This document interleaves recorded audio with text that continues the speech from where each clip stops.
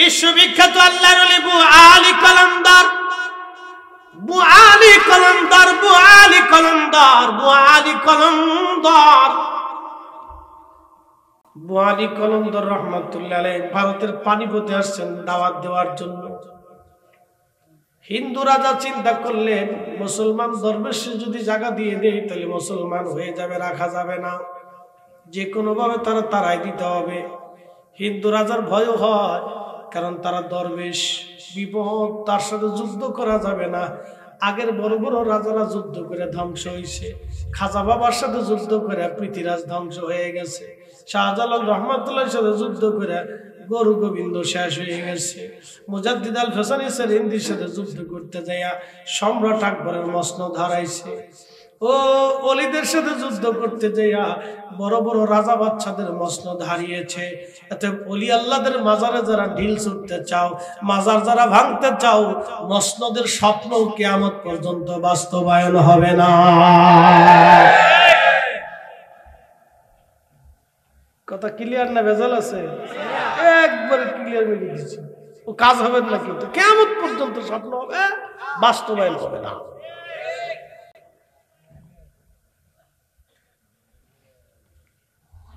শুনিয়া যান মুসলমান হাজিরিন,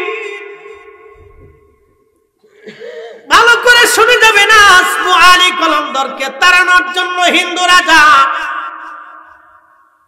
যোগী, সন্ন্যাসী, সাধু, ঠাকুর, ব্রাহ্মণ, পুরোহিত, ধর্মযাজক যারা যারা ছিল সনাতন ধর্মের সবাইকে ডাকলেন।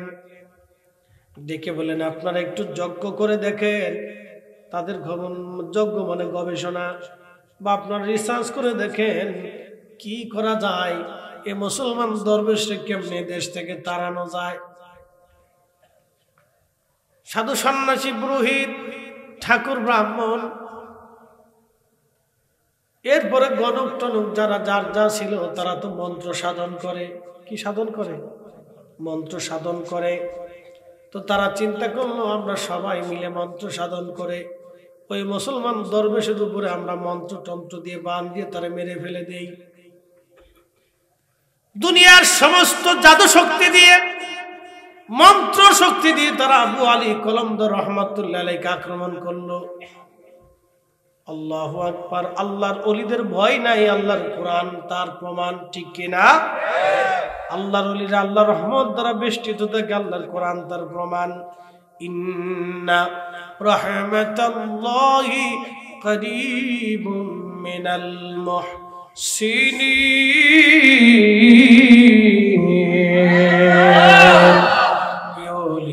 আল্লাহর বাংলাদেশ, শহীদ গাজীর বাংলাদেশ, রহম করো আল্লাহ, রহম করো আল্লাহ। সমস্ত শক্তি দিয়ে ব্রাহ্মণ, পুরোহিত, সাধু, সন্ন্যাসী বুআলি কলমদার রহমাতুল্লাহ আলাইহি আক্রমণ করলেন, কিন্তু সামান্য পরিমাণে কোনো ক্ষতি তো হলোই না। তাদের জাদুগুলি, অদৃশ্য শক্তির বদলতে জাদুগুলি ধ্বংস হয়ে যায়।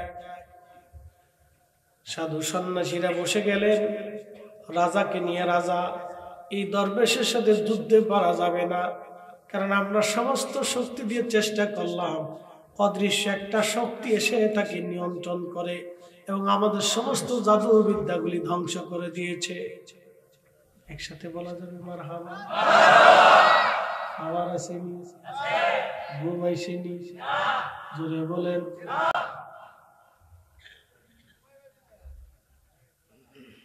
এর নাম ওলি, ওলি, ওলি। ওই অদৃশ্য পাওয়ারের মালিককে জোরে বলেন, জোরে জোরে জোরে। আল্লাহ বুআলি কলমদারে দিল, ফরিদিরে দিল না, কারণ কি? শুনে যান তার পিছনে কারণ কি। রাজা বলতেছে তাহলে ওই মুসলমান দরবেশের যে অদৃশ্য ক্ষমতা, এটা নষ্ট করা যায় কেমনে বলো? পণ্ডিত, সাধু, সন্ন্যাসী, ব্রাহ্মণ, ঠাকুর, গণক যারা ছিল তারা বলল বাদশা, মুসলমানরা হারাম খায় না, আর মুসলমান হারাম খাইলে মুসলমানের দোয়া কবুল হয় না, মুসলমান হারাম খাইলে মুসলমানের পাওয়ার থাকে না। বাচ্চা, যদি বুয়ালি কলমদারের ক্ষমতা ধ্বংস করতে চান তাহলে যে কোনো মূল্যে বুয়ালি কলমদারকে হারাম খাওয়াইতে হবে। বলে মুসলমানদের কাছে হারাম কি খাবার? বলে মুসলমানদের কাছে হারাম হলো শুয়োরের গোশত।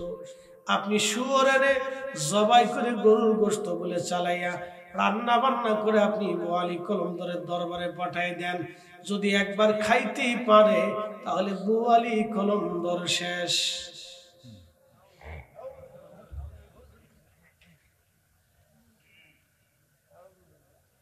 ওলিরা এই জন্য বাইশে গুছে খাইতো, অনেক সময় না খেয়েই থাকতো। হালাল না হওয়া পর্যন্ত খাবার মুখে দিত না, না খেয়ে থাকতো 3 দিন 4 দিন 5 দিন 10 দিন 15 দিন গাছের পাতা খেত। এত সোজা অলি, কইলি উলি হওয়া না।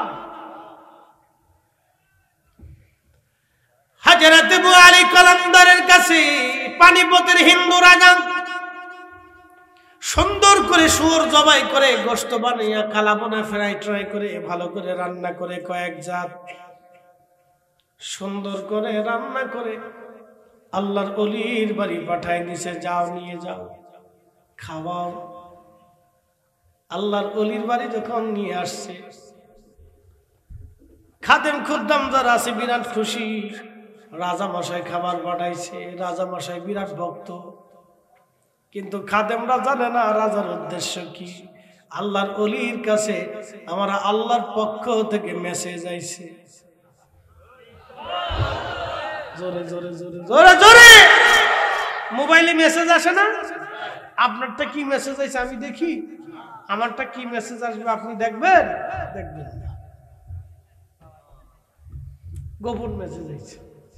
মেসেজ আইছে আল্লাহর ওলিদের কাছে, মেসেজ আসছে। মেসেজ এখানে মেসেজ আসছে, বিরাট রাডার। এই রাডারটা মদিনার সাথে সংযুক্ত ছিল। মদিনা হচ্ছে মেন রাডার। মদিনার সাথে কানেকশন না দেওয়া পর্যন্ত পৃথিবীতে কেউ ওলি হয় না, অতএব গুস্তাখে রাসূল ওলি হতে পারে না। এই হাত উঁচু করে বলেন ঠিক না বেঠিক?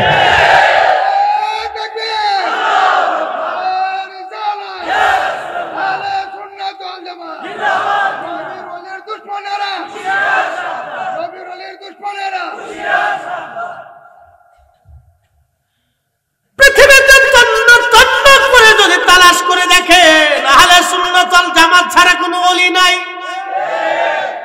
কোন মা ওলির জন্ম দিতে পারে না। আহলে সুন্নাত ওয়াল জামাতের আকীদা ছাড়া কোন মা আজ পর্যন্ত ওলির জন্ম দিতে পারে নাই, কোন মা পারবে না। বাবাজি খুব মনোযোগ দিয়ে কথাগুলি শুনে যাবেন। আল্লাহর ওলির কাছে মেসেজ আসলো, বন্ধু গোশত খাওয়া যাবে না বুয়ালি কলমদার, কারণ গোশত শুয়োরের গোশত, এটা হারাম।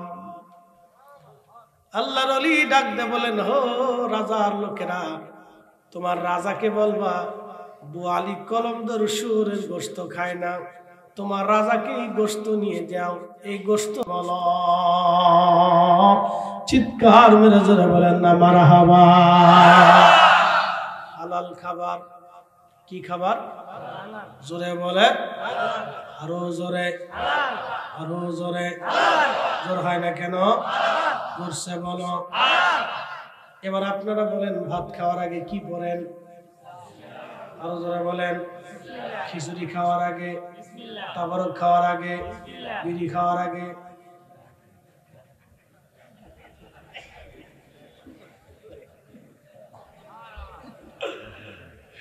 এখন যদি কেউ একটা ব্যঞ্জন এলে আমারে বলে হুজুর বিসমিল্লাহ বলে টান দেন,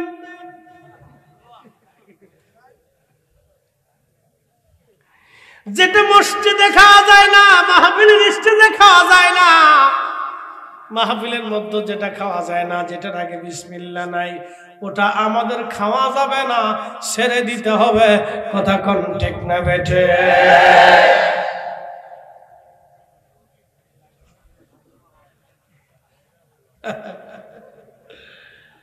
বুঝে দেন বুঝে দেন বুঝে দেন জোরদার ফটো দিয়ে না থাক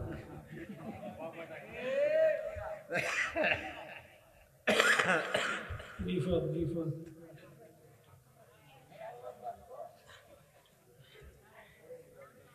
হযরত ওমর তাবুর পিছনে দাঁড়ানো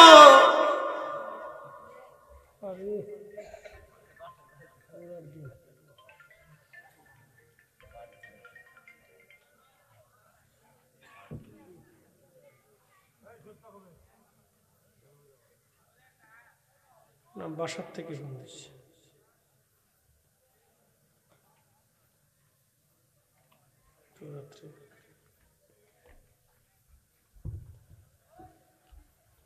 একসাথে বলেছেন আল্লাহু আকবার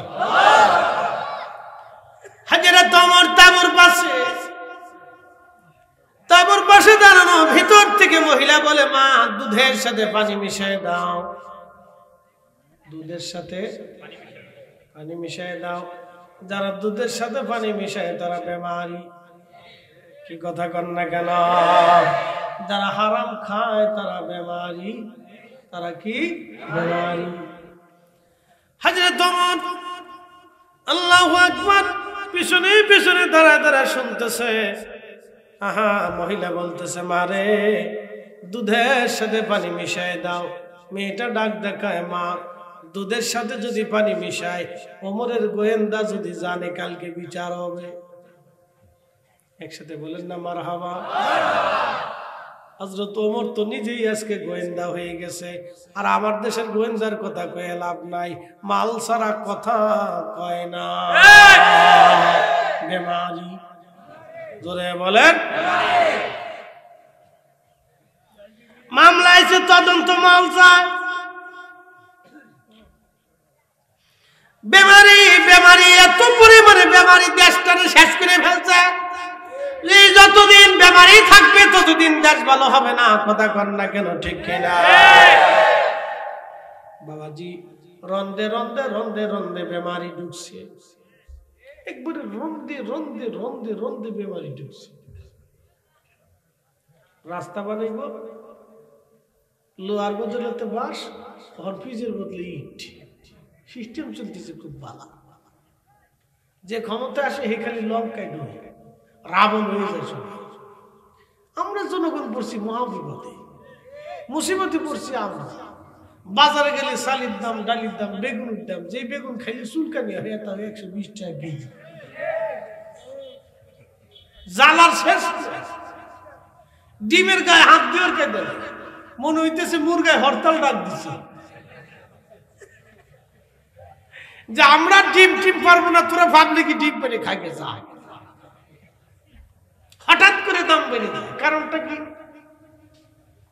দেশে সিন্ডিকেটের বেমারি ঢুকছে বড় বড় সিন্ডিকেট বেমারি বাপরে বাপ বিরাট বড় হাজি সাহেব মক্কায় যে কোলট টাওয়ারে থাকে জানেন 7 দিনের 27 দিনের খরচা 27 লক্ষ টাকা প্রত্যেকদিন 1 লক্ষ টাকা খরচা হাজি হজ করবো যায় হজে যায় না পিকনিকে যায় পিকনিক পিকনিক পিকনিক বাপের টাকা দিয়ে না সব জনগণের টাকা সব গরিব মানুষের টাকা দিয়ে হজে গেছে শয়তান হাসে একেবারে সাসা তোর মতো শয়তান আমি নিজেও না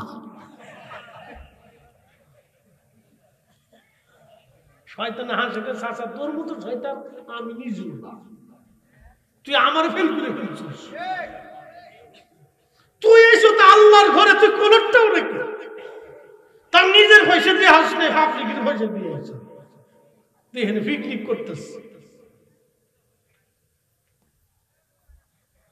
মক্কায় পিকনিক করতে যায় মদিনায় পিকনিক করতে যায় মনে করছে বিরাট সব হয়ে গেছে শয়তানে আসার করে খালু তুই যতই আসিস আর যাস কাজ হবে না খালু তোর একবারে জাগা মতো মাইরে দিচ্ছে যা আর সেলফি হাজি যে কত হাজি বাপরে বাপ আপনি জানেন আমার গা শিহরে উঠছে রসুলের রওজা মুবারকের পাশে দাঁড়িয়ে সেলফি তুলে হাই হাই হাই সর্বনাশ আপনি জানেন আল্লাহ রসুল জিন্দা রসুল দেখতেছে উম্মত করে কি এখানে পৃথিবীর সব আলেম ওলামা পীর মাশায়েখ বলিরা এখানে যা থরথর করে কাঁপতেন যদি আল্লাহ রাসূল কবুল না করে।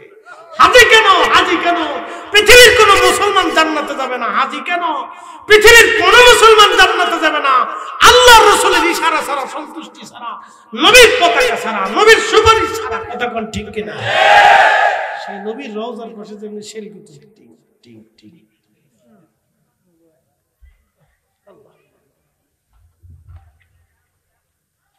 আফসোস মুসলমানের জন্য, ও যারা হজে নেয় ওই নজদিদের সাথে হজে যায় তো পুরো এগুলো কিছু বুঝাইতে যায় না, জানি ঘুরে আসবে, খালি সালাম দিয়ে চলে আসবে, শেষ। শুধু সালাম দিয়ে চলে আসবে, আর কিচ্ছু নেই এখানে। আমি নিজে শুনছি সৌদির পুলিশি মুতুয়া এটি এখন নাই, মুতুয়াদের পাওয়ার কমাই দিচ্ছে। আমি যখন উমরাই গেছি তখন মুতুয়াটি দাঁড়াতে কি মোহাম্মদ কদমাতা, আবু বকর কদমাতা, আমর কদমাতা, এ হাজি শরীদা মোহাম্মদ মরে গেছে, যা মোহাম্মদ মরে গেছে, যা। ওটা শিখে ওখান থেকে। যারা বলবে মোহাম্মদ মরে গেছে, মোহাম্মদের কিছু নেই, সব বেমারি। কথা কোন ঠিক কিনা? বেমারি।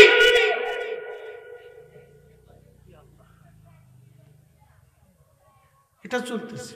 আমরা যখন হক কথা বলি তখন বলি সব বেদাতি, আমরা বেদাতি আছি, বুঝতে পারছেন না? উদর ভিন্ডি বুদর করে চুরি করছে একজন, সাফাইছে আর একজনের গাড়ির উপরে, নিজে হলো অরিজিনাল বেদাতি, হেতার খবর নাই, আমরারে বেদাতি বানিয়েছে। চুর আর জোরে চুর। কষ্ট হচ্ছে আপনাদের? হক কথা ভাব দিতে লাগে, এটি মিঠা লাগে না। যারা তাবারে খাওয়ার জন্য আইছেন তাড়াতাড়ি আসেন। কথা খারাপ হয়েছিল, ও সার্ভিস দিয়ে ঘুরতেছে, যা এখনো যা খাবো তুমি দিলাম, যা। ওটা বেমারি, ওটা কি? ওটা বেমারি। ও সার্ভিস দিয়ে খালি তাপ করতেছে আর খালি হুজুর মরে নাকি, হুজুর মরে নাকি। এই তো বললি তো আমরা তারপরটা পাই। বেমারি ধরে বলেন কি? এই বেমারি দিয়ে দেশ ঘুরে গেছে। এলাকার মুসলমান খুব মনোযোগ দিয়ে শুনে যাবেন। আজ হযরতে ওমর রাদিয়াল্লাহু তাআলা আনহু তিনি পিছনে দাঁড়ানো, বলতেছে ওমরের গোয়েন্দা যদি জানে মা সকালবেলা বিচার শুরু হবে। কল্পনা করা যায় সেদিনের মুসলমান কত সুখে ছিল। হযরত ওমর রাদিয়াল্লাহু আনহু দাঁড়ায় দাঁড়ায় শুনে, গোলাম পাশে দাঁড়ানো আসলাম নাম। হযরত ওমর রাদিয়াল্লাহু আনহু চুপচাপ দাঁড়ানো আছে। মহিলা আবার বলতেছে, মা রে মেয়ে রে, ওমরের গোয়েন্দা এত রাত্রে কোথা থেকে আসবে এই মরুভূমিতে? দুধের সাথে পানি মিশাও মেয়ে। মেয়ে ডাক দিয়ে বলতেছে, মা রে, ওমরের গোয়েন্দা যদি না আসে, ও মা আমার মালিক আমার আল্লাহর চোখ ফাঁকি দেওয়ার সুযোগ নাই, আমার আল্লাহ দেখে। কে দেখে? আল্লাহ। জোরে বলেন আল্লাহ। আমার দেশের যে ছেলেরা স্কুলে পড়ার নাম দিয়া ফুলাফানের লগে ফিল্ডিং মেরে বেড়ায়, ওরে কে দেখে? কথা বুঝছেন নাই মনে হয়? বাপে বাড়াইছে স্কুলে, ও পুলার লগে ফিল্ডিং মেরে বেড়াইতেছে হবিগঞ্জের পার্কে পার্কে। এই কথা কোন না কা? বেমারি। জোরে বলেন কি? বুঝে যান আজকে আমি চোখে দেখে তো বলতেছি, আমরা হুজুরকার চোখ তো কানা না, যদিও চশমা দিছি কম দেখি, তাতে কি হয়েছে? চোখে দেখি। বাপরে বাপ, বাংলাদেশের আরকে পার্কে সমুদ্রে কোথাও তো যাওয়ার বাদ নাই। আল্লাহ দেশের পৃথিবীর বহু জায়গা আমার নিচে। ও ভুটানে গেছি যে ল্যাংটা বিড়িটা, ল্যাংটা বুঝছেন, হাফ প্যান্ট পরে সুন্দর সুন্দর বিড়িটা হাঁটতেছে। আমি কইলু এলেন, হুজুর চোখ বুঝে থাকে। মুসল্লিরা কয় জয়গা মাহফিল শেষে ভুটান যায়, হুজুর চোখ বুঝে থাকে। আমি চোখ বুঝে থাকার কাছে আছে। পরে নিয়ে গেছে ফাস্ট ফুডে ঘুরতে, যাই কি বড় বড় বোতল, লাল পানি বোতল, ওই সব সাজানো না ভুটানে রেস্টুরেন্টে ফাস্ট ফুডের দোকানে বোতল। আমি ওইটা কি? হুজুর ওইটা হলো ওই পানি। আমি কি পানি? মদ মদ। আমি লা হাওলা ওয়ালা কুওয়াতা ইল্লা বিল্লাহ। আমি বাপ ডাকলে হোটেলে খাবো।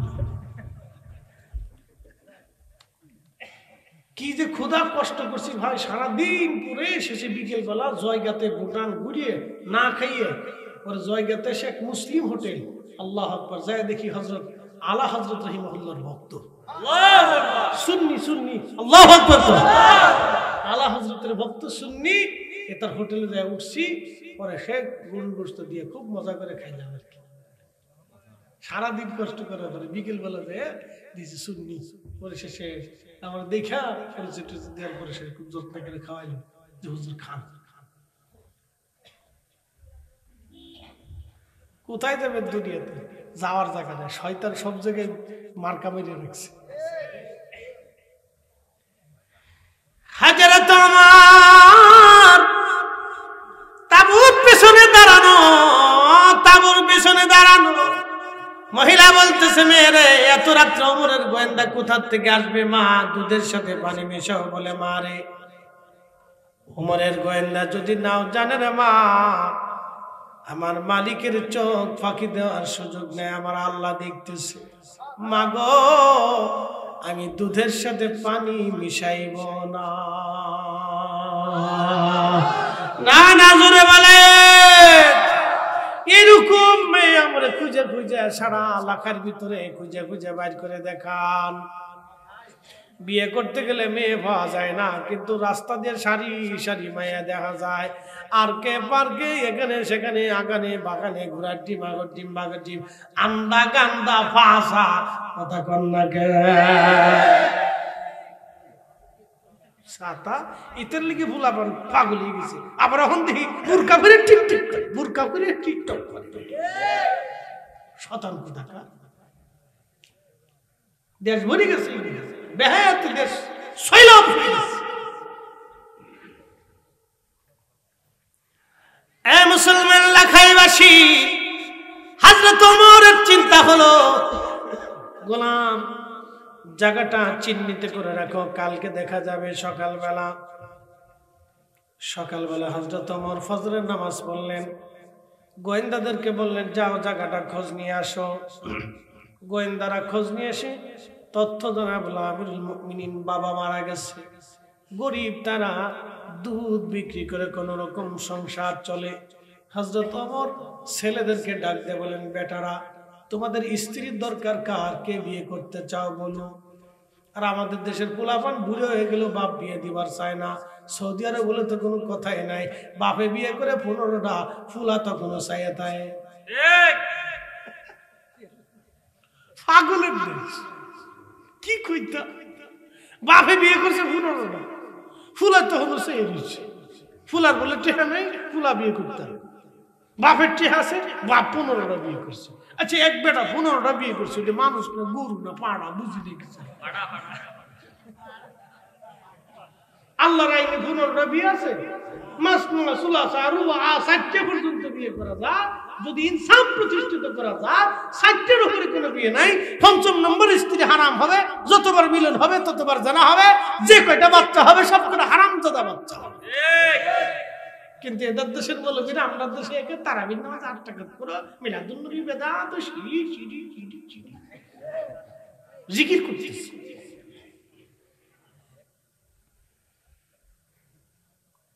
উচিত কথার ভাত নাই দেশে।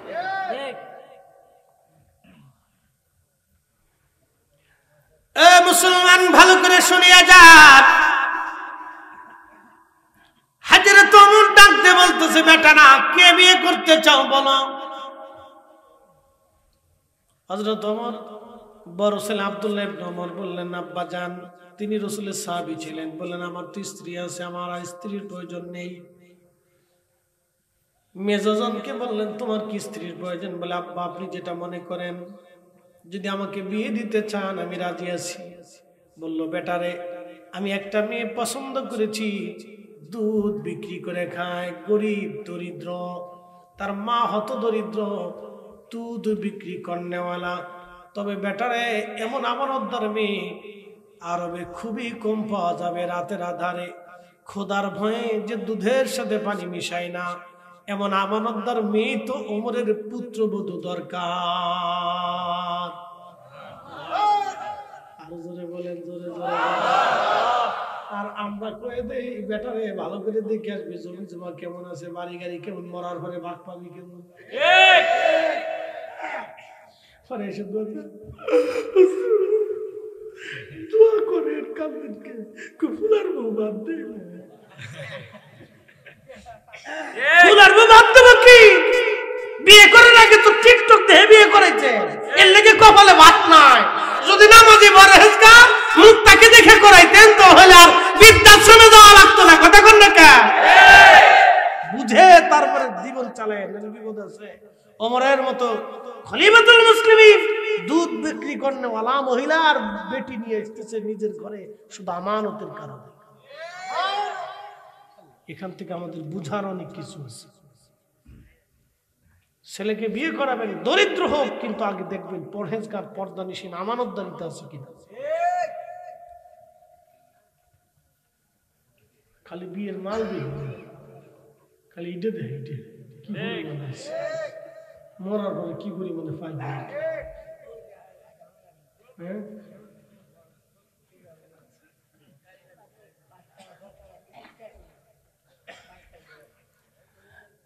বাবাজি হাজরত ওমর বললেন, বেটা তোমাকে বিয়ে দেবো এই মেয়ের সাথে। বাবার পছন্দ দেখেন, তখনও মেয়ে দেখে নাই। কালা না, ল্যাংড়া না, কানা না, বোবা কিচ্ছু না, শুধু একটা কথায়, মা গো রাতের আধারে দুধের সাথে পানি মিশাবো না রে মা, আমার মালিক আমার আল্লাহ দেখবে। এই একটা আমানতদারিতা, এত বুজুর্গি ভয়ের কারণে হযরত ওমর সেই মেয়েটাকে পুত্রবধূ বানাইলেন। ওই মেয়ের গর্ভে আল্লাহ একটা মেয়ে সন্তান দিল, সেই মেয়ের গর্ভে আল্লাহ আর একটা মেয়ে সন্তান দিল, সেই মেয়ের গর্ভে আল্লাহ একটা পুত্র সন্তান দিল। রক্ত কথা বলে, রক্ত কথা বলে, রক্ত কথা বলে। সেই পুত্র সন্তানের নাম ওমর ইবনে আব্দুল আজিজ, মুসলমানদের দ্বিতীয় ওমর যাকে বলা হয়, ইসলামের প্রথম মুজাদ্দিদ তিনি। হযরত ওমর যেইভাবে রাষ্ট্র চালাইতেন সেই একই নিয়মে ওমর ইবনে আব্দুল আজিজ একই নিয়মে রাষ্ট্র চালিয়েছেন, খেলাফত প্রতিষ্ঠিত করেছিলেন। একবার জোরে বলা যাবে কি আল্লাহু আকবার। হযরত ওমর ইবনে আব্দুল আজিজ কত বড় আশিক রাসূল ছিলেন। হযরত ওমর যেমন तमाम পৃথিবীর বিরাট ভূখণ্ডের মালিক, ওমর ইবনে আব্দুল আজিজ तमाम পৃথিবীতে বিরাট ভূখণ্ডের মালিক, বিরাট বড় খলিফা। কিন্তু দিনহীন মতো চলতেন, রাজকোষ থেকে নিতেন না কিছু। আল্লাহ খুবই দরিদ্রতার হালতে চলতেন, কোন রকম দিন আনতেন, দিন খাইতেন। এত বড় খলিফা, একদিন ওনার রাজ দরবারে আল্লামা ইমাম জালালউদ্দিন সুয়ুতি রাহিমাহুল্লাহ, বিশ্ববিখ্যাত ইমাম, তিনি তেনার কিতাব আল হাবিলিল ফাতওয়ার মধ্যে আল মাজাল্লাতুস সানি একটা অধ্যায় রচনা করেছেন। সে অধ্যায়ের নাম মাসালিকুল হুনাফা বি ওয়ালিদাইল মুস্তাফা। এই রিসালার মধ্যে তিনি একটা ঘটনা লিখতেছেন। ওমর ইবনে আব্দুল আজিজের জামানাতে এক গভর্নর, এই গভর্নর মুসলমানদের গোয়েন্দা ডিভিশন, গুরুত্বপূর্ণ একটা পদে একজন খ্রিস্টানকে তিনি নিয়োগ দিয়েছিলেন। হযরতে ওমর ইবনে আব্দুল আজিজ তারে ডেকে বললেন, গভর্নর, মুসলমানদের গুরুত্বপূর্ণ পদে একজন কাফেরকে কি করে তুমি দায়িত্ব দাও? তখন এই গভর্নর ডাক দেয় বলে, আমিরুল মুমিনিন, তাতে কি হয়েছে? আপনি কি জানেন না রাসূলের বাবা মা দুইজন কাফের ছিল? অ্যাটেনশন, কথাটা ভালো করে বুঝবেন। ওমর ইবনে আব্দুল আজিজ গভর্নরকে বলতেছে, গভর্নর, মুসলমানের গুরুত্বপূর্ণ পদে তুমি একজন কাফেরকে কি করে দায়িত্ব দাও? তো বলতেছে, আমিরুল মুমিনিন, আপনি কি বলেন? আপনি কি জানেন না রাসূলের আব্বা আম্মাও কাফের ছিল? হযরত ওমর ইবনে আব্দুল আজিজ লাল হয়ে গেলেন।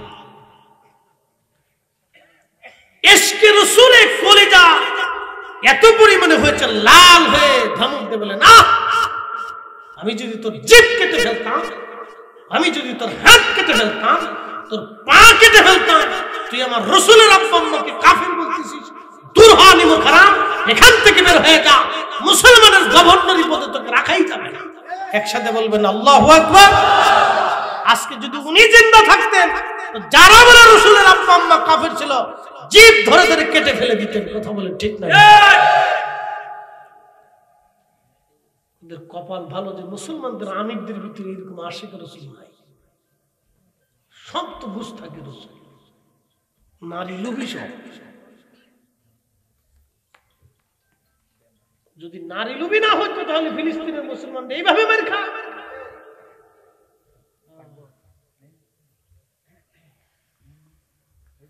প্রিয় মুসলমান লাখাইবাসী, সাহাবায়ে কেরামের জীবনী শুনলে আপনি আরো আশ্চর্য হবেন। আল্লাহ আল্লাহ, কত চমৎকার ছিল তাদের জীবন। আল্লাহ তাদের প্রশংসা করতে যায় কোরআনে আল্লাহ বলে দিলেন, রাদিয়াল্লাহু আনহুম ওয়া রাদু আন যালিকা লিমান খাশিয়া রাব্বা। আমি আল্লাহ তাদের উপরে রাজি, তারা আমি আল্লাহর উপরে রাজি। শুধু এইখানে শেষ করেন না, আমার আল্লাহ যালিকা লিমান খাশিয়া রাব্বা, এই জন্য আমি আল্লাহ তাদের উপরে রাজি, তারা আমি আল্লাহকে ভয় করত, ভয় করত, ভয় করত, ভয় করত। একসাথে জোরে বলা যাবে কি আল্লাহু আকবার। তেলের গাড়ি তেলে চলে,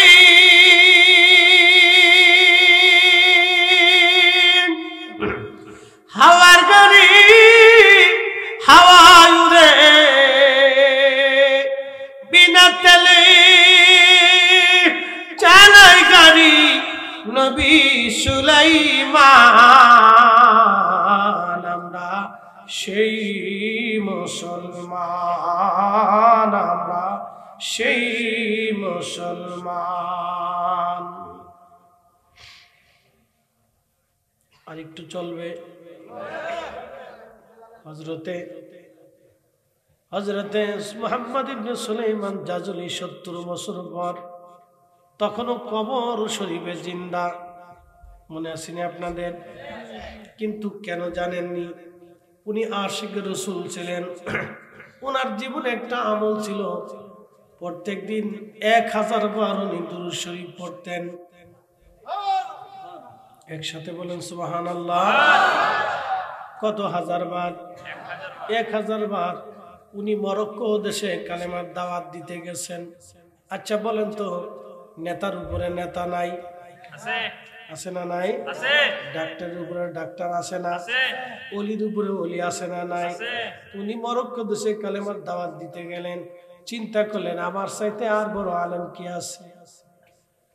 কিন্তু আল্লাহ বললেন না, তোমার চাইতে বড় জ্ঞানী বানায় রাখছি, দাঁড়াও কিছু সময় পরে। তো মরুভূমির দেশ বারবার নামক একটা অঞ্চল আছে, প্রদেশটা প্রচুর পরিমাণে মরুভূমি, উত্তপ্ত গরম। তো উনি ঘুরতে ঘুরতে মরুভূমির ভিতর দিয়া, প্রচন্ড গরমে পানি শেষ হয়ে গেল। ওযু করবেন, নামাজ পড়বেন দুপুরের সময়। সুলাইমান জাজুরি পায়ে হেঁটে হেঁটে চিন্তা করলেন পানি তো নাই, এখন কি দিয়ে ওযু করব? কিন্তু তায়াম্মুমের বিধান আছে, কিন্তু আগে শর্ত হলো আপনাকে পানি খোঁজা লাগবে। যেহেতু পানি নাই, পানি কোথায় গেলে পাওয়া যাবে? আল্লাহরে মহান ওলি ধীরে ধীরে ধীরে ধীরে তিনি মরুভূমির ভিতরে পথ চলতে লাগলেন। বহু দূরে দেখলেন একটা জঙ্গল দেখা যায়, এক গাছপালা তরুলতা পাতা দেখা যায়। চিন্তা করলেন গাছপালা যেহেতু আছে, পানির ব্যবস্থাও আছে, কারণ পানি ছাড়া গাছ বাঁচে না। চিন্তা হলো পানি যেহেতু আছে, গাছ যেহেতু আছে, তো পানিও আছে। আর এর জন্য সুলাইমান জাজুলি চলে গেলেন। ঠিক ওইখানে জঙ্গলের ভিতরে যায় দেখলেন একটা কুঁড়ে ঘর দেখা যায়। কুঁড়ে ঘরের অদূরে দেখা যায় একটা কুয়া। দৌড়াইয়া কুয়ার পাশে চলে গেলেন সুলাইমান জাজুলি। কুয়ার পাশে যখন গেলেন, তিনি যাওয়ার পরে লক্ষ্য করলেন কুয়ার মধ্যে পানি আছে, কিন্তু পানি উঠানোর মতো কোনো ব্যবস্থা নাই। কি করবেন চিন্তায় পড়ে গেলেন। পানি তো আছে বটে, কিন্তু পানি উঠানোর কোনো ব্যবস্থা নাই। আল্লাহরে মহান ওলি চিন্তা ভাবনা করিয়া দেখতেছে গাছের পাশে একটা ছোট্ট কুড়ে ঘরটা দেখার জন্য দৌড়ায় চলে গেলেন। দরজার পাশে দাঁড়া ডাক দিছে, কেউ আসো, ঘরের মধ্যে কেউ আসোনি, দরজা খুলে দাও, আমি সুলাইমান জাসুরি, পানি নাই, ওযু করব, নামাজ পড়বো, তাড়াতাড়ি দরজা খোলো। ভিতর থেকে কোনো শব্দ হলো না। তিনি আবার কুয়ার কাছে দৌড়ায় আসলেন, কিন্তু মশক নাই, দড়ি নাই, বালতি নাই, কেমনে পানি উঠাবে? সারা অঞ্চল এলাকা ভরে ভরে তন্ন তন্ন করে তালাশ করলেন, কোথাও কোনো পানি নাই।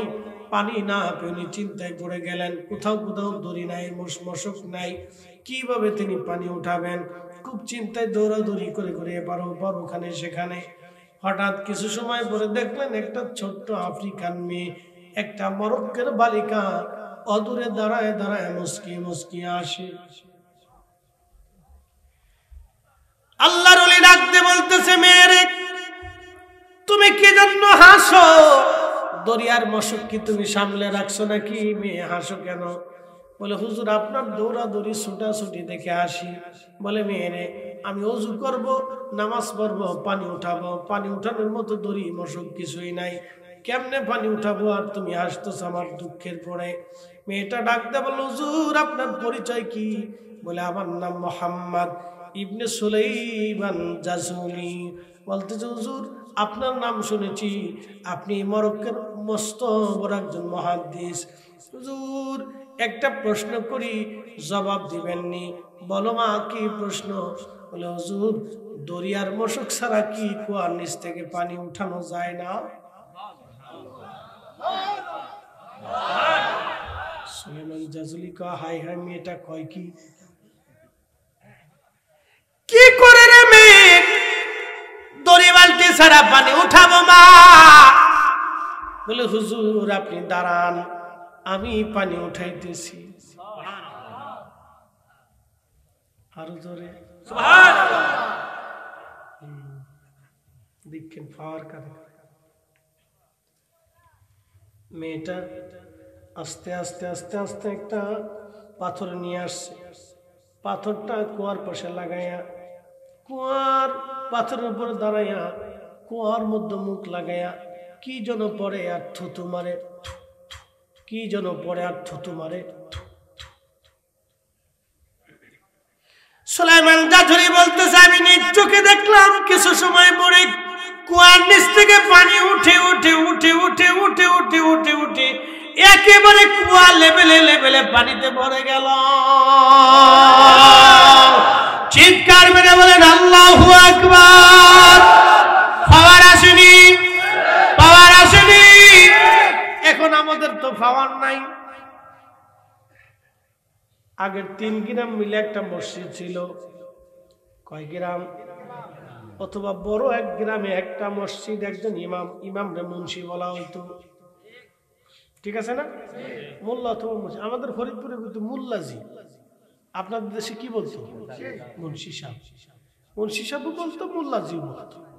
তো যাই হোক, মুল্লাজির কাছে পানি পড়ার জন্য আসতো। যা তোর মোল্লা দাদুর কাছ থেকে পানি নিয়ে আয়, মুন্সি দাদার কাছ থেকে পানি নিয়ে আয়, পানি ভরা নিয়ে আয়। কি হয়েছে রে? মুন্সি দাদার পাওয়ার কি জানেননি? ওই এলাকার কোন বাড়ির মহিলা যদি বেপর্দা চলতো, মুন্সি দাদা ওই বাড়ি খাবার খাইতো না।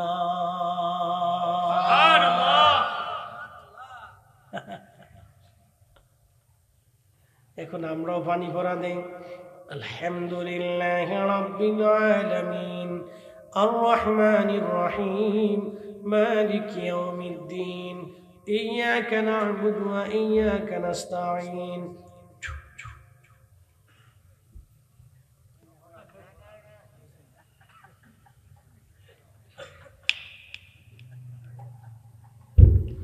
বলে কারণ কি?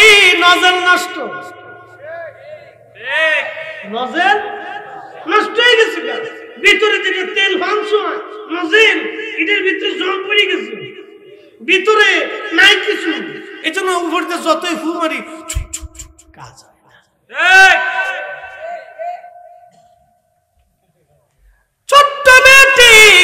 পাশে দাঁড়ায় কি যেন পরে থুতু মারলো, কুয়া একেবারে পানিতে ভরে গেল। একসাথে বলা যাবে কি আল্লাহু আকবার। যদি কোনোদিন মদিনাতে যান, যদি কোনোদিন মদিনাতে যান, মদিনার থেকে আপনি বদরের দিকে রওনা দিবেন। যেতে যেতে যেতে যেতে যেতে যেতে আপনি একটা কুয়া পাবেন, কুয়ার নাম বীরে শেফা। এখানে 70 জন নবী নামাজ পড়েছেন, এই কুয়ার পানি পান করেছেন। তার মানে কুয়ার বয়স মিনিমাম হলো 7000 বছর। কিন্তু নবীজি বদর থেকে জিহাদ শেষে মদিনায় ফেরার পথে এইখানে বিশ্রামের জন্য তাবু গাড়লেন। সাহাবীরাও তাবু গাড়া হলো, আল্লাহর নবী বিশ্রাম করবে। ঠিক এমন সময় সাহাবীরা এসে বলেন, ইয়া রাসূলুল্লাহি, এই কুয়ার মধ্যে পানি ছিল কিন্তু আজ পানি নাই, একেবারে কুয়া চৌচির হয়ে গেছে, শুকাইয়া। আল্লাহর নবী ধীরে ধীরে হেঁটে আসলেন। আল্লাহর হাবিব এসে কি যেন বললেন, আর কুয়ার মধ্যে থুতু নিক্ষেপ করলেন। কুয়ার নিচ থেকে পানি উঠে উঠে উঠে উঠে কুয়া একেবারে ভরে গেল। বীরে শেফা, এখনো সেই পানি আছে, সেই কুয়া আছে। জমজমের পানি, বীরে শেফার পানি এক জায়গায় করলে এক হবে না। সৌদি আরবের যত কুয়া আছে সব কুয়ার পানি আপনি উঠাবেন, আর বীরে শেফার পানি এক জায়গায় করবেন, বীরে শেফার পানির মতো পানি হবে না। সুবহানাল্লাহ। বীরে শেফা, নবীজি থুতু নিক্ষেপ করার পানি। একবার থুতু মারছেন, সেই থুতুর বরকত 1450 বছর পর্যন্ত এখনো আছে। তার অর্থ হচ্ছে নবী শরীয়তে নাই, কিন্তু নবীর মুজিজা আছে। কিয়ামত পর্যন্ত আমার রাসূলের মুজিজা পৃথিবীতে জিন্দা থাকবে। কথা বলেন ঠিক না বেঠিক?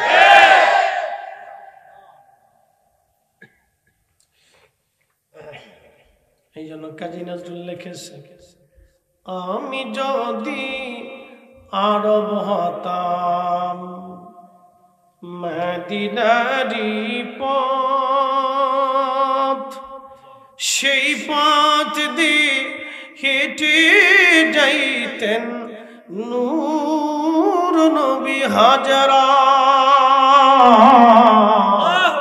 নূর নবী হাজারা। আল্লাহুম্মা সাল্লি আলা সাইয়্যিদিনা মাওলানা মুহাম্মদ ওয়া আলা আলি সাইয়্যিদিনা মাওলানা মুহাম্মদ। কষ্ট হচ্ছে? আর একটু শুনুন, 15টা মিনিট টাইম। সারা রাত্র যদি বলেন আসেন, সারা রাত্র আসেন, হাত উঁচা করেন তো আসেন, ফজর পর্যন্ত আসেন, বলেন ইনশাআল্লাহ। থাকা লাগবে না, নেকি লেখা হয়ে গেছে। হ্যাঁ, সারা রাত্রের নেকি হয়ে গেছে। এটা কেন হয়েছে? আমার রাসূলের উম্মত হওয়ার কারণে হয়েছে। যদি মুসা নবীর উম্মত হইতেন তাহলে সারা রাত্রি ফজর পর্যন্ত ইবাদত করতে হইতো, তারপরে সওয়াব পাইতেন। করার আগে নিয়তে সওয়াব পাইতেন। শুধু এই নবীর উম্মত হওয়ার জন্য আল্লাহ এই মর্যাদা দিয়েছেন। সুবহানাল্লাহ।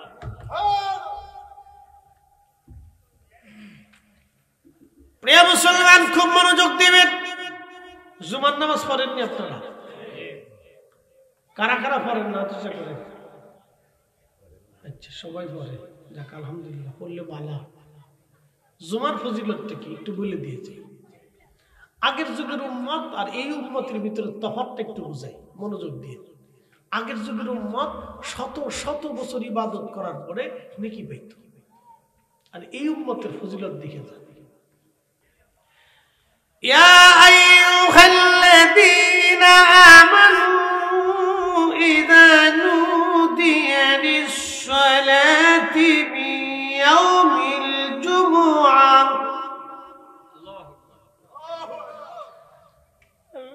من يوم الجمعة فاسعوا إلى ذكر الله وذروا البيع।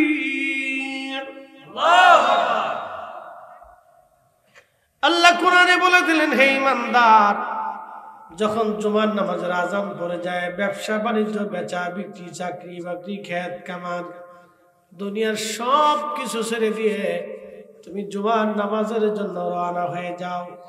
নবীজি বললেন, উম্মত তোমরা শোনো, জুমার নামাজ পড়ার জন্য যখন বান্দা গোসল আসল করে পবিত্র হয়ে সুন্দর পোশাক পরে বের হয়ে যায়, ধীরে ধীরে আদবের সাথে পায়ে হেঁটে হেঁটে হেঁটে হেঁটে মসজিদে এসে ইমাম সাহেবের কাছাকাছি বসে আর আদবের সাথে ইমাম সাহেবের খুতবা শুনে এবং নামাজ আদায় করে, ইখলাসের সাথে নামাজ আদায় করে আমার উম্মত পায়ে হেঁটে হেঁটে হেঁটে হেঁটে বাড়ি চলে যায়। প্রত্যেক কদমে কদমে কদমে আল্লাহ 1 বছরের নফল ইবাদত, 24 ঘন্টা ইবাদত করলে যেই নেকি এবং 1 বছর রোজা রাখার যেই নেকি আমার বান্দার আমলনামায় আমার আল্লাহ প্রত্যেক কদমে কদমে লিখে দেবে। আচ্ছা, আমি হিসাব দিয়েছি, একজন লোক হাত বাড়াবেন। মসজিদ আপনার বাড়ি থেকে মসজিদ পর্যন্ত 400 কদম হবে, এরকম কেউ আছে? 400 কদম বলছেন, 400 পা লাগবে, 1 পা 2 পা 3 পা 4 পা, 400 পা বাড়ি থেকে মসজিদ পর্যন্ত, 400 পা। এরকম মুসল্লি আছে না? আছে না? 400 পা। কত পা? 400 পা। আচ্ছা, যদি 400 পা হয় তাহলে কত বছরের সওয়াব? হিসাব বুঝেন না এখনো? যদি 400 পা হয় তাহলে কত বছরের সওয়াব? আবার মসজিদ থেকে ফিরে আসতে আরো 400 পা, তাহলে কত বছর হলো? জোরে বলেন। যদি 1600 কদম হয় 1600 বছর, যদি 1000 কদম হয় 1000 বছর। খালি জুমার নামাজে মসজিদে যাবেন আর আসবেন, তাতেই আপনি 1000 বছরের নেকি পাইতেছেন। এটা আপনার গুণে না, এটা আমার রাসূলের গুণে। কথা বল ঠিক কি না? তাহলে এই উম্মতের মর্যাদা দেখছেন?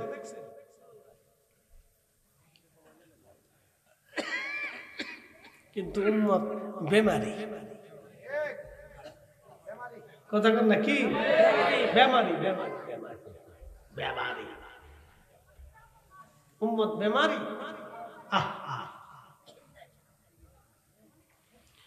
হযরত সুলাইমান গাজুলি রাহমাতুল্লাহ আলাইহি তিনি স্পষ্ট নিদর্শন দেখার পরে ব্যাকুল হয়ে গেলেন, হাই হাই মেয়েটা করলো কি?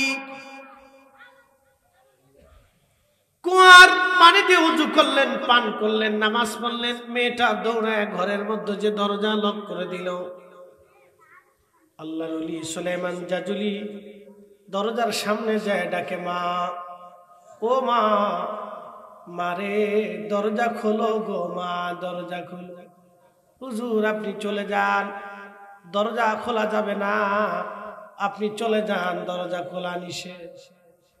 বলে, মা, ও মা, আমি মুহাম্মদ ইবনে সুলাইমান জাজুলি তোমার দোহাই দিচ্ছি, যে আমল খানা দিয়ে, যেই তাসবিহ খানা দিয়ে তুমি আমার কুয়ার নিচ থেকে পানি উঠাইলা দেখাইয়া দিলামা, ওই তাসবির সাহেবের দোহাই দিয়ে বললাম আমার দরজাটা খুলে মা আমার সাথে 2টা কথা বলুন। দরজা খুলে দিল। মেয়েটি দরজার পাশে দাঁড়িয়ে বলল, হুজুর কি বলতে চান? বলে, মা, তুমি কোন দোয়া দিয়ে কুয়ার নিচ থেকে পানি উঠাইয়া আজকে আমারে নামাজ পড়াইলা? ও মা, ওই দোয়াটা আমার একবার শিখাই দাও, দোয়াটা কি? বলে, হুজুর ওই দোয়াটা হলো আল্লাহর নবীর দুরূদ শরীফ। সুবহানাল্লাহ। কি শরীফ? দুরূদ শরীফ। জোরে বলেন, দুরূদ শরীফ। আরো জোরে, দুরূদ শরীফ। ঘরে ঘরে চালু হবে কি হবে না? হবে। ওরা মিলাদ বন্ধ করতে চায়, মিলাদ বন্ধ করলে দুরূদ বন্ধ হবে। আমরা সুন্নিরা যতদিন জিন্দা থাকবো মিলাদ বন্ধ হবে না, কারণ মিলাদ চালু থাকলে ঘরে ঘরে নবীর দুরূদ চালু থাকবে। এই হাত উঁচু করে বলেন ঠিক না বেঠিক? এই তাকবীর, আরে সালাম, আহলে সুন্নাত ওয়াল জামাত। মিলাদ শরীফ চালু থাকলে ঘরে ঘরে নবীর দুরূদ চালু থাকবে ঘরে ঘরে। আমরা যতদিন জিন্দা থাকবো নবীর মিলাদ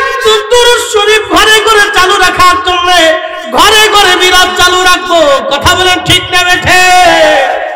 ওরা বেদাত বেদাত করে জিকির করো, আমরা দুরূদ পড়তে পড়তে জিকির করতে থাকবো। ওরা বেদাতের জিকির করবে, আমরা দুরূদের জিকির করব। ঠিক কি না? চলবে না, বন্ধ হবে?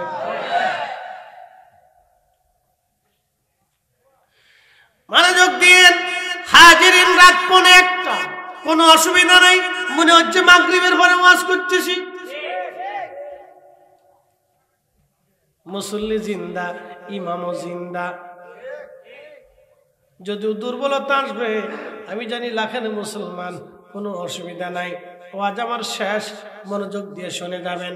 রাত ভরে দলিল দিব না। ওয়াজ করলে কি লাভ, শুনলে কি লাভ? লাভ হবে তার আমলে, আমলেও লাভ হবে না নবী প্রেম না থাকলে দিলে। নবী প্রেম থাকলে দিলে লাভ হবে কম, আমলে সুপারিশ করবেন নবী রোজ হাসরের ময়দানে। জ্ঞানী যারা বুঝে তারা শুধু ইশারা, নাদানের বুঝাইতে পারে আছে কে কোথায়। জ্ঞানীর মতো জ্ঞানী হলে অল্প কথাই বোঝে, কচুর মতো কচু হলে অল্প জালে সিজে। দুরূদ চলবে ঘরে ঘরে, জোরে বলেন ঘরে ঘরে, আরো জোরে, আরো জোরে। জোর হয় না কেন?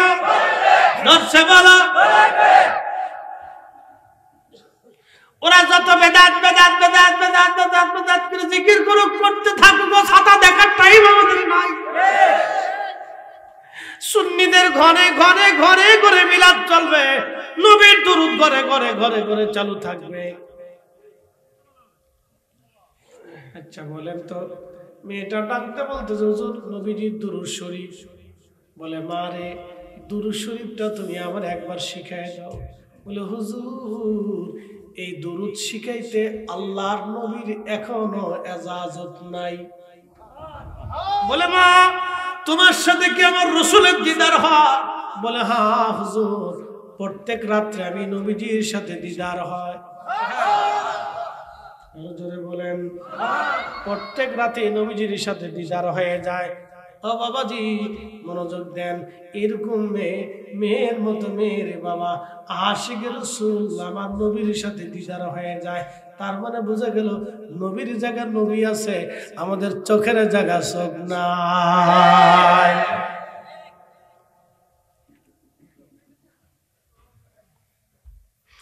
লাখাইবাসী মেয়েটা ডাকতে বলতে হুজুর চলে যান, আমার রাসূলের ইজাজত নাই। বলে মা রে, তাহলে এই বরকত থেকে কি আমি বঞ্চিত হয়ে যাব? বলে হুজুর না, উপায় আছে, উপায় আছে। আপনি তামাম পৃথিবী ঘুরে ঘুরে দেখেন, দুরূদ শরীফ জোগাড় করে নিয়ে আসেন। আপনি দুরূদের একটা পাণ্ডুলিপি করেন। যদি ওই দুরূদ শরীফ ওই পাণ্ডুলিপির মধ্যে থাকে, তাহলে আমি হা বলে দিব। আর হা বলার কারণে ওই পুরো পাণ্ডুলিপির মধ্যে দুরূদ পাওয়া যাবে, চিন্তার কারণ নাই। আপনি খুঁজে খুঁজে চেষ্টা করে দেখেন। আল্লাহর ওলি এই বিশ্বখ্যাত মুহাদ্দিস আশিক রাসূল প্রিয় নবীর একটা দুরূদের জন্য তামাম পৃথিবী তন্ন তন্ন তন্ন তন্ন করে খুঁজলেন। শুনতে পেলেন মরক্কো থেকে ইরাকের একজন মুহাদ্দিসের কাছে দুরূদ আছে, তিনি এখানে চলে গেলেন। ওখান থেকে শুনলেন ইরানের এক মুহাদ্দিসের কাছে দুরূদ আছে, ওখানে গেলেন। ওখান থেকে শুনলেন সিরিয়ার এক মুহাদ্দিসের কাছে দুরূদ আছে, ওখান থেকে রওনা দিলেন। শুনতে পেলেন ওইখান থেকে মিশরের একজন মুহাদ্দিসের কাছে দুরূদ আছে, তিনি ওইখানে চলে গেলেন। আমরা এত দুরূদ জানার পরে দুরূদ পড়তে চাই না, আর তারা নবীর দুরূদ খোঁজার জন্য তামাম পৃথিবী তন্ন তন্ন তন্ন তন্ন করে খুঁজেছে। এরা আশিক রাসূল, এরা আশিক রাসূল, যার কারণে 70 বছর পর্যন্ত মাটির নিচে তখনও দেহ তার পচে নাই, কাফনের কাপড় নষ্ট হয় নাই, তখনও তার দিল জিন্দা, দেহ জিন্দা, চোখ জিন্দা, চুল জিন্দা। একবার জোরে বলা যাবে কি আল্লাহু আকবার?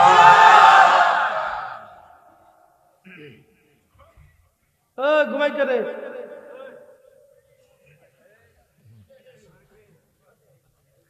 ওরা ওয়াজ নিয়ে গেলে তোরা ওলি হয়ে যেত। ওরা ওয়াজ নেয় না, খালি মাইকে সুইচ দেয়।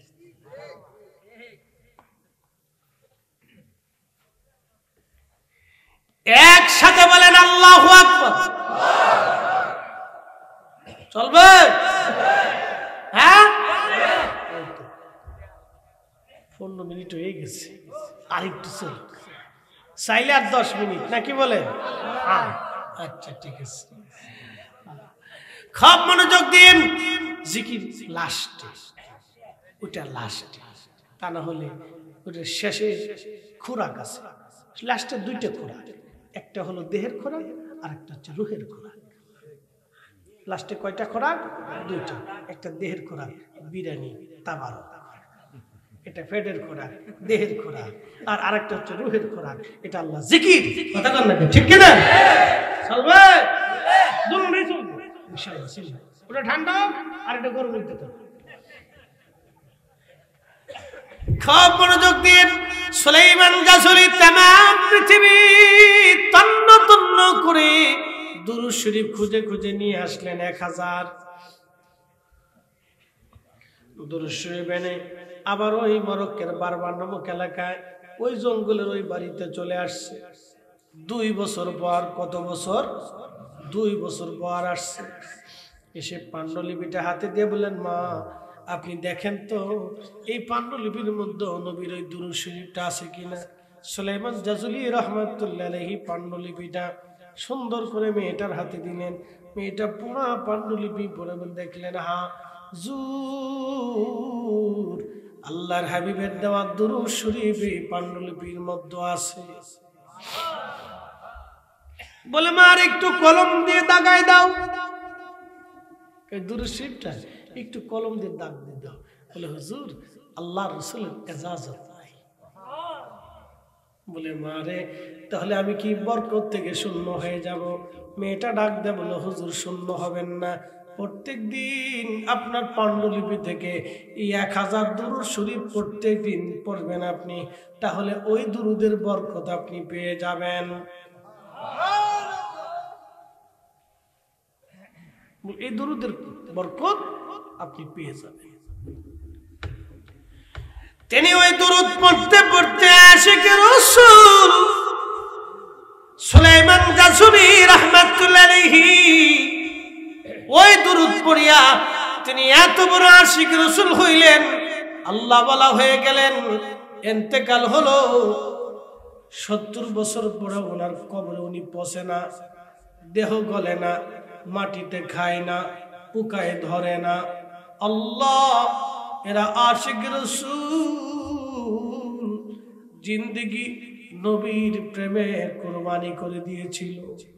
নবীর দুরূদের পাগল কেউ যদি হয়, আল্লাহর নবী ডাক দেয়, বলেন আমার উম্মতরা রে, মান সাল্লা আলাইয়া ফি ইয়াউমিন আলফা মাররা, কেউ যদি প্রত্যেক দিন আমি নবীর শানে 1000 বার দুরূদ শরীফ তেলাওয়াত করে, লাম ইয়ামুত হাত্তা ইয়ারা মাকআদাহু মিনাল জান্নাহ, আমার এই উম্মত দুনিয়ার জগৎ থেকে জান্নাতের মাকাদা না দেখা পর্যন্ত, মাকাম মর্তবা না দেখা পর্যন্ত, ঠিকানা না পাওয়া পর্যন্ত আমার উম্মতের মরণ হবে না, মরণ হবে না, মরণ হবে না।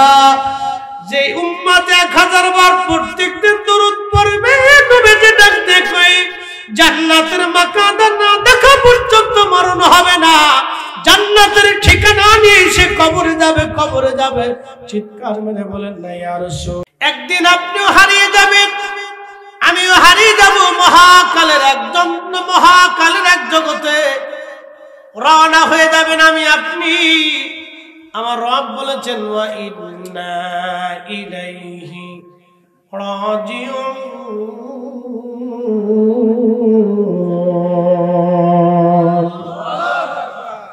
একদিন মাটির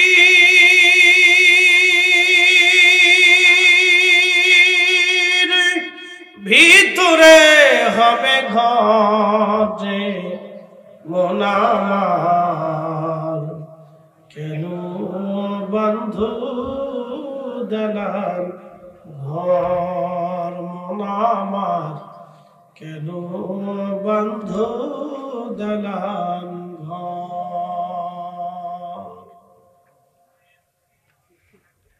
এবছর ধান আসছে, ধান কেটে যাবে, আবার নতুন ধান আসবে, আবার ধান কাটা হবে। ধান চলে যাওয়ার পরে বর্ষা আসবে, পানি আসবে, পানি চলে যাবে, আবার ধান আসবে, ধান চলে যাওয়ার পরে আবার ধান আসবে, মানুষ চলে যাওয়ার পরে আবার মানুষ আসবে। আজকের এই মজলিসে 100 বছর বয়সী আমি জানি কেউ নাই। কারণ হলো 100 বছর আগে যারা এই দুনিয়াতে ছিল, আজকে 100 বছরের ভিতরে তারা কবর থেকে নিশ্চিহ্ন হয়ে গেছে, পৃথিবীতে নাম নিশানা নাই। 100 বছর পরে আমরাও দুনিয়ার থেকে হারিয়ে যাব, কবরে চলে যাব, আমাদেরও নাম নিশানা থাকবে না। আচ্ছা বলেন তো, আমরা ফিরে যাব কার কাছে? হ্যাঁ হ্যাঁ, জোরে বলেন, জোরে জোরে জোরে, আর জোরে বলে। আল্লাহর কাছে যেহেতু ফিরেই যাব, কিছু মিষ্টি, কিছু দই, কিছু চানাচুর, কিছু সোনা দানা, কিছু টাকা পয়সা, কিছু জমিদারি, কিছু ক্ষমতা, এগুলি নিয়ে যাওয়া যাবে? হ্যাঁ, সুযোগ আছে? কিচ্ছু সুযোগ। সুম্মা তুরাদ্দুনা ইলা আলিমিল গায়বি ওয়াস শাহাদাত।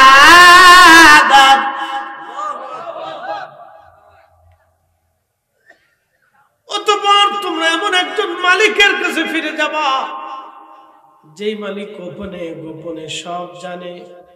ফায়ুনাব্বিউকুম বিমা কুনতুম তা'মালুন।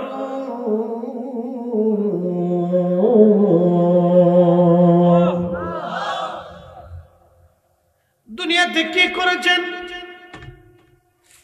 সব আমলনামা আল্লাহ আপনাকে দেখাবে। বান্দা, তুমি এই এই কাজ করেছো, প্রত্যেকটা সেকেন্ড আল্লাহ দেখাবে। কুরআনে আল্লাহ বললেন, কিরামান কাতিবিনা ইয়ালামুনা মা তাফআলুন।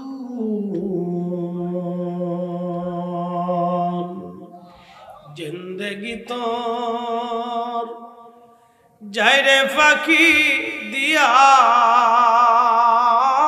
রে সোনার আদম, জিন্দেগি তোর যায় ফাঁকি দিয়া। ও আদম রে,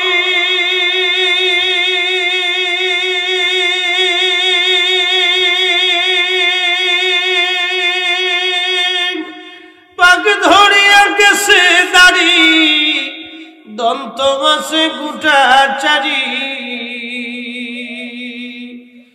সমন জারি গিয়াছে করিয়ারে সোনার আদম,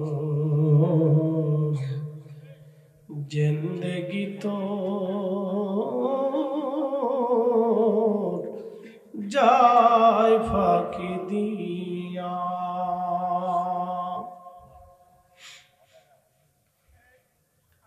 লাখার মুসলমান, যদি আপনি আল্লাহকে সন্তুষ্ট করে যেতে পারেন, কবর হবে মুহাম্মদ ইবনে সুলাইমান জাযুবি রাহমাতুল্লাহ আলাইহির মতো। বর্তমান মরক্কো, এই মরক্কো দেশে একজন আল্লাহর ওলি কালেমার দাওয়াত দিলেন। আমাদের বাংলাদেশের সিলেটে যখন কালেমার দাওয়াত দিলেন শাহজালাল ইয়ামানি মুজাদ্দিদি, তখন মরক্কোর জমিনে কালেমার দাওয়াত দিচ্ছেন মুহাম্মদ ইবনে সুলাইমান জাযুলি। একই টাইম, মারহাবা বলা যাবে না? আজ থেকে 800 বছর আগে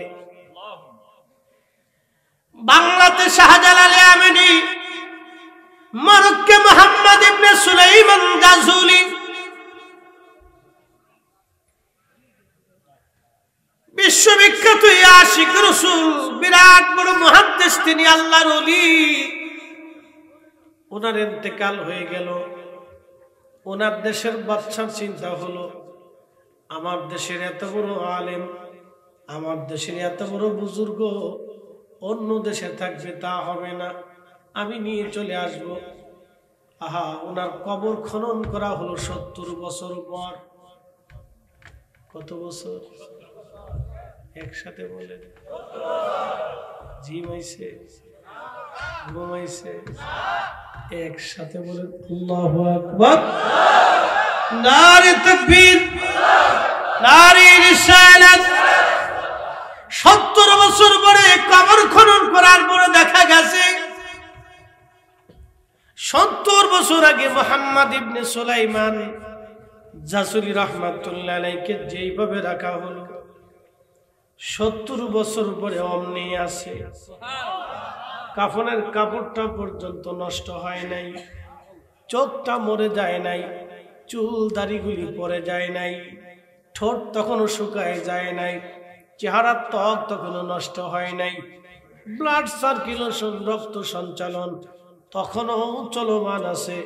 70 বছর বড় একজন বান্দার কবরের ভিতরে রক্ত সঞ্চালন চলে, গোশত শুকায় যায় নাই, দেহ পচে যায় নাই, একটা পশম পর্যন্ত নষ্ট হয় নাই।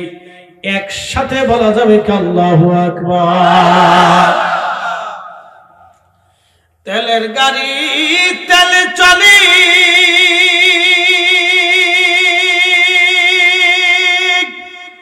হাওয়ার গাড়ি হাওয়ায় উড়ে, বিনা তেলে চালায় গাড়ি নবী সুলাইমান। আমরা সেই মুসলমান, আমরা সেই মুসলমান, ঠিক কিনা? 70 বছর পর্যন্ত মাটির নিচে দেহ পচে না, কাফন পচে না, শরীর নষ্ট হয় না, চুল পড়ে না, ত্বক নষ্ট হয় না। তার মানে কি? আল্লাহর কোরআন বলতেছে, ইয়া আইয়াতুহান নাফসুল মুতমাইন্না তুরজিই ইলা রাব্বিকা রাদিয়াতান মারদিয়া ফাদখুলি ফি ইবাদি ওয়াদখুলি জান্নাতি।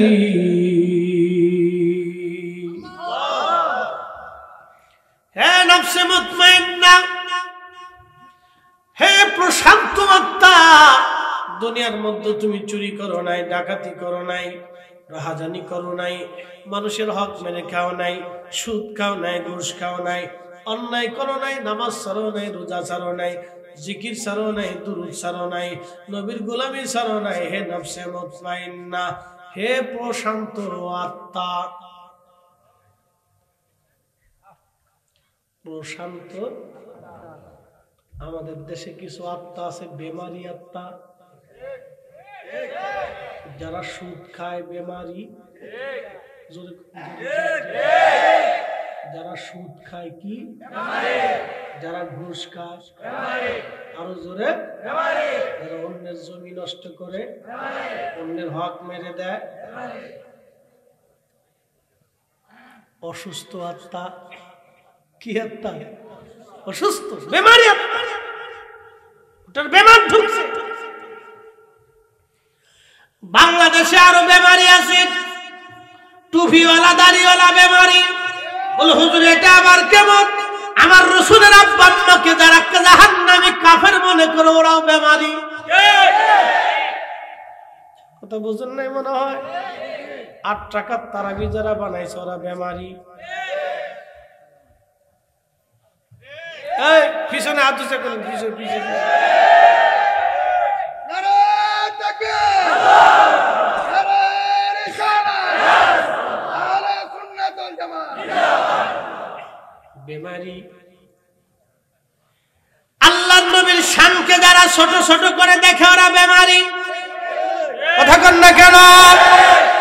বেমারি বেমারি। ওরা নফসে মুতমাইন্না না। ওদের সম্পর্কে আল্লাহর কোরআনে আমার আল্লাহ ফয়সালা দিলেন, ইয়াউমা তাবিয়াদ্দু উজুহুন ওয়া তাসওয়াদ্দু উজুহ। কিয়ামতের ময়দানে একদল বান্দার চেহারা থাকবে উজ্জ্বল, দেখলে বোঝা যাবে তারা জান্নাতি জান্নাতি জান্নাতি জান্নাতি। আর একদল বান্দার চেহারা থাকবে মলিন, তারা মলিন হয়ে থাকবে। ইবনে আব্বাস বলেন তারা হলো আহলুল বেদা, তারা বেদাতি দল। কি দল? জোরে বলেন। ওরাকে আমরা মিলাদুন নবী করি, আমরা বলে বেদাতি। যারা 8 রাকাত তারাবি বানাইলো ওরা হলো অরিজিনাল বেদাতি।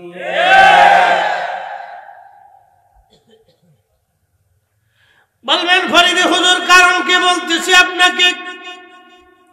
तमाम পৃথিবীর মাটি খুঁজেও যদি আপনি তালাশ করেন হযরত ওমরের মতো একজন মুসলমান আর পাবেন না।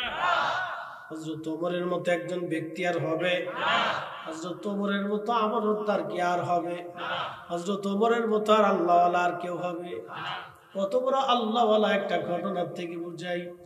আল্লাহু আকবার। হযরত ওমর রাদিয়াল্লাহু আনহু রাতের আঁধারে ঘুরতে ঘুরতে ঘুরতে ঘুরতে একবার মরুভূমির মধ্যে চলে গেলেন, মরুদ্যান, যেখানে বেদুইনরা বসবাস করত। হযরত ওমর বেদুইনদেরকে দেখার জন্য তিনি চলে গেলেন। বেদুইন মানে দরিদ্র মানুষ, গ্রাম্য একেবারে পল্লী নিভৃতে চলে গেলেন তিনি। রাতের আঁধারে লক্ষ্য করলেন বেদুইন পল্লীতে একটা তাঁবুর ভিতরে মিটমিট করে আলো জ্বলতেছে। হযরত ওমরের চিন্তা, ব্যাপার কি, আলো কেন জ্বলে? তিনি বেশি কিছু নেন নাই, সাথে মাত্র গোলাম আসলাম আছে, শুধুমাত্র গোলাম আসলাম আছে। এবার একটু চিন্তা করেন কত বড় ওমর। বর্তমান ইরান, এরপরে আপনার ইরাক, এরপরে Yemen, Oman, Jordan, Syria, Lebanon, Libya, Tunisia, ফিলিস্তিন, মিশর, Kuwait, Qatar, Bahrain, Dubai, Saudi Arab, Morocco, Sudan, Algeria, Nigeria, বাংলাদেশের 400 দেশের সমান একটা বিশাল ভূখণ্ডের তিনি মালিক। বাংলাদেশের 400 দেশের সমান বিরাট ভূখণ্ডের তিনি মালিক। কোন সেনা প্রকোটকল নাই। আর আমাদের দেশের পাইতে নেতা রাস্তা দিয়ে গেলে কত বিরাট। ঠিক আছে, কোনকে জোরে বলেন। শুধু গোলাম নিয়ে তিনি হাঁটতে হাঁটতে চলে গেছেন। প্রধানমন্ত্রী হবিগঞ্জ আসবে, 3 দিন পর্যন্ত রাস্তা ইটে বন্ধ, হিটে খোলা, ইটে বন্ধ, হিটে খোলা, ইটে আন্দার, ইটে কান্দার, ইটে পান্দার।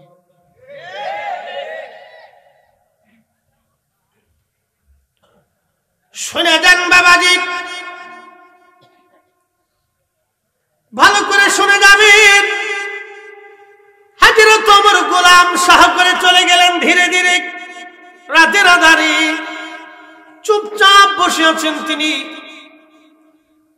এক মহিলার বাড়ির কোণাতে দাঁড়ানো, ভিতর থেকে এক মহিলা একটা মেয়েকে ডাক দেখায়। মেয়েটা বলতেছিল, মা, আজকে উট তেমন কোনো দুধ দেয় নাই, সামান্য দুধ হয়েছে রে মা। কালকে সকালবেলা দুধ নেওয়ার জন্য অনেকে আসবে, আমরা কি কেমনে তাদের দুধ বুঝাবো? মহিলা ডাক দেখা, মারে, পানি মিশিয়ে দিলি তো দুধ বেড়ে গেল। এরকম বুঝি বাংলাদেশের লাখাইতে নাই? শুধু কি লাখাই, দুধের সাথে যারা পানি মিশায় বেমারি। কি কথা কন, বেমারি। বেমারি চিনে দিয়েছে আজকে বেমারি চিনে বুঝে কত অসুস্থ বাংলাদেশ আছে, খালি বুঝবেন।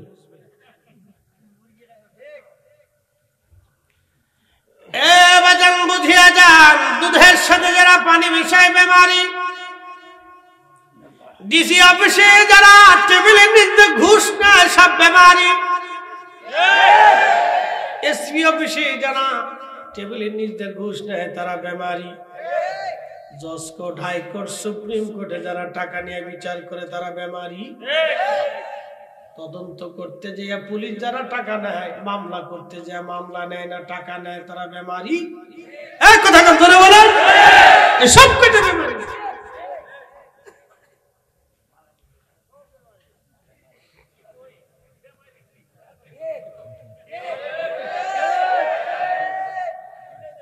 বাবা একটা কথা কই, আজকে কথা ক্লিয়ার, বাকি যুগে লিখে তো লাভ নাই। কিয়ামতের ময়দানে সবার হিসাব দিতে হবে। মাহফিল করছিলে, কি ওয়াজ করছ, আমি ঠিক না,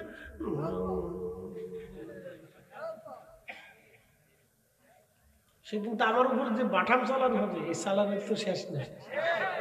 পুরো চালান কানে করে সব মুসল্লি মিলেও যদি আল্লাহর কাছে করে আল্লাহ মাফ করে, তো কাজ হবে না। রিমান্ড হবে, খুব মারাত্মক রিমান্ড। এজন্য কথা কাটসাট করে লাভ নেই, যা কর সোজাসুজি বলে দিয়ে দিই। দেশে বেমারির সংখ্যা বাড়ছে, এই বেমারি যতদিন শেষ না হবে ততদিন বাংলার ঘরে ঘরে শান্তি আসবে না। কথা কর ঠিক না বেটে? এই সমস্ত বেমারিদের জন্য আমার দেশের গরিব মানুষ, আমার দেশের অসুস্থ মানুষ ঠিক মতো সেবা পায় না, গরিব মানুষের ঘরে ঠিক মতো খাবার দেয় না, আর আমার দেশের মেধাবী বেকার ছেলের চাকরি হয় না। কথা কর ঠিক কিনা? বেমারি দিয়ে দেশ ঘুরে গেছে। কেউ 1000 কোটি টাকার মালিক হয়ে যাচ্ছে, কেউ এখনো ভিক্ষা করে খাচ্ছে। 20 বছর আগে যার ওই কাঁচা ঘর ছিল, 20 বছর পরে কাঁচা ঘর এখনো আছে। এটা তো হওয়ার কথা ছিল না।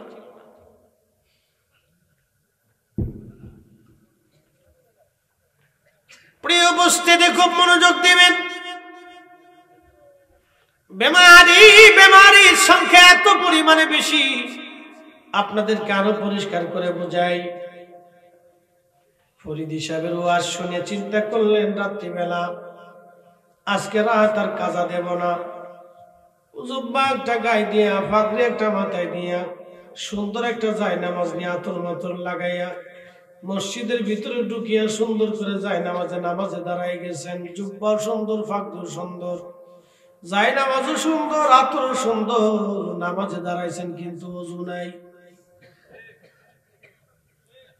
সারা রাত্র নামাজ পড়ছেন, ওযু নাই, হবে? আপনি সুন্দর করে আবার বুঝাইতেছি, ভালো করে বুঝেন।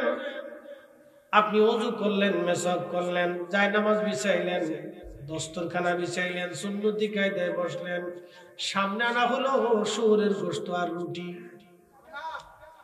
শুয়োরের গোশত আর রুটি আনলেন, আপনি বিসমিল্লাহ বলে শুরু করলেন, খাইতে খাইতে আলহামদুলিল্লাহ সুবহানাল্লাহ জিকির করলেন, খাওয়া শেষ, তারপরে আলহামদুলিল্লাহ করলেন, মোনাজাত করলেন। হালাল হবে? যদি কাবার চত্বরে খান হালাল হবে? তাও হবে না। যদি এটা বুঝে নেন, সুদে টাকা দিয়া, ঘুষে টাকা দিয়া, অন্যের মাথায় বাড়ি দিয়া, টাকা মাইরে দিয়া, ওই টাকা দিয়া গরুর গোশত আনিয়া, রুটি দিয়া, কালামুনা কইরা যদি আপনি বিসমিল্লাহ বলিয়া, তুমি মাথায় দিয়া, যাই নামাজ পড়াইয়া, আর জুব্বা গায়ে দিয়া জিকিরে ফিকিরে খাইতে থাকেন, শুয়োরের গোশত যেমন, সুদের টাকা, ঘুষের টাকা, অন্যের টাকা দিয়া গরুর গোশত তেমন।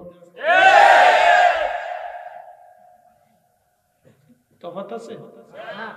আচ্ছা, আপনারা বলেন, আপনি সুন্দর করে রোজা রাখছেন, কিন্তু রোজা রাখছেন, সেহরি খাওয়ার সময় শুয়োরের গোশত দিয়া সেহরি খাইছেন, রোজা মনে হবে? সারা রাত তাহাজ্জুদ পড়ছেন, হবে? নামাজ পড়ছেন, হবে?